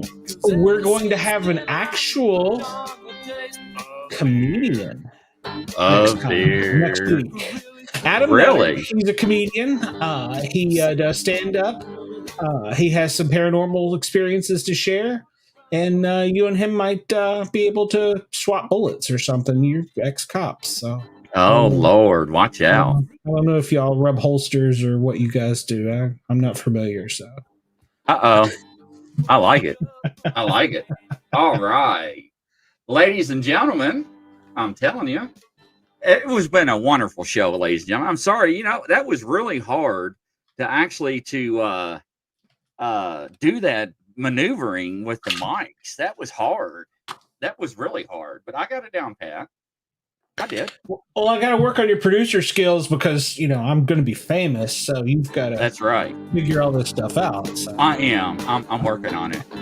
Ladies and gentlemen, yes, a real comedian. He said a real comedian. Not just me who does slapstick. So. That's right. Or is it called harassment? I don't know. Stupid laws. Ladies and gentlemen, Grizzly and Sportcat. Thank you. And thank the Johnnies for the music. With girls all around. Whoa, look what we just found. It's really, really cold this last feeling days, but we got beer. Got beer. Girl from Spain. That was a wonderful show. It was. Hopefully we didn't lose anybody there with your long bullet story. Oh, my Lord. Got beer.